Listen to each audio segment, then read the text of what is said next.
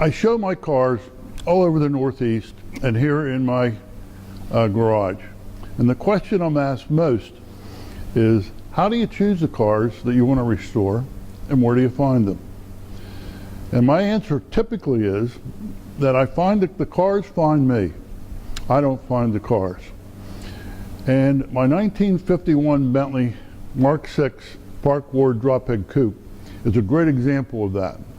And I'm going to tell you the little story about how I found the car and how the car actually adopted me. It was around 2000, 2001, 2002. I didn't even have a restoration shop at the time. Wayne, my head guy, didn't even work for me. I had one guy working full-time, just helping me restore the cars and getting them to all the different places they had to be. I had no restoration shop, so I had to rely on other people to do the restorations for me. And I was sitting down in my office reading Hemmings, which in those days you didn't have the internet, so pretty much, and I saw in the Bentley section a one-line ad. It said, Bentley Mark VI drophead coupe for sale, and it gave me the telephone number, and it happened to be a New York City telephone number. So I figured, what the hell, I'll call. I called the number up, and I got an older gentleman on the phone who sounded really frail. And of course, my first question was, are you the one that has the Bentley for sale? He said, yes, I am.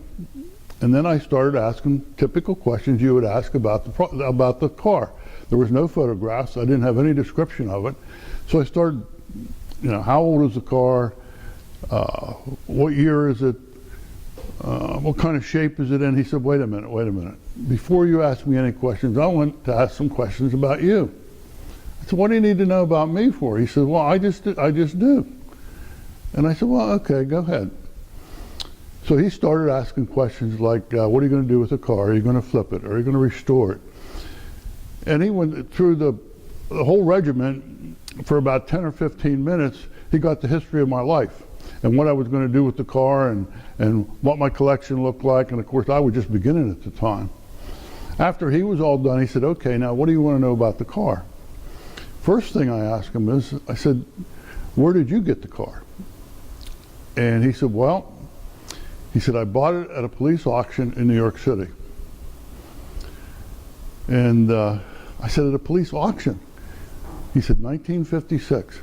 I said, well, the car was only 5 years old at the time. It had to be worth a lot of money. Who would abandon it on the streets of New York City? He said, well, the story I got, he said, was that it was abandoned at the scene of a mob crime. And nobody would take ownership of the car because it would have linked them to the crime. He said, so I bought it at the police auction. He said, at the time it had about 7,000 miles on it. And he said, I kept it over the years and used it for parades and pretty much just Sunday afternoons with the kids. He said, about 7 or 8 years ago, now this would have been in the mid-90s, he said, I decided I wanted to restore it. So I started the restoration. I took the car, got the car completely apart, and then I had a series of heart attacks.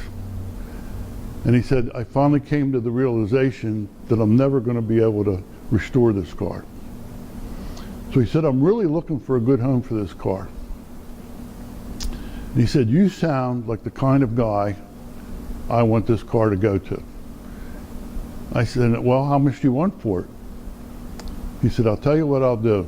He said, I'll sell it to you for what I paid for it. I'll sell it to you for $17,000. Well, I was shocked. And of course, at that point, I didn't even know what the car looked like. I wasn't into Bentleys. Mark VI drophead coupe could have been anything. I didn't know what the style was or how valuable it was or how valuable it wasn't. I didn't even know really the true condition of the car, but I knew a car with 17,000 miles on it, even though it was pretty much apart, was a great deal.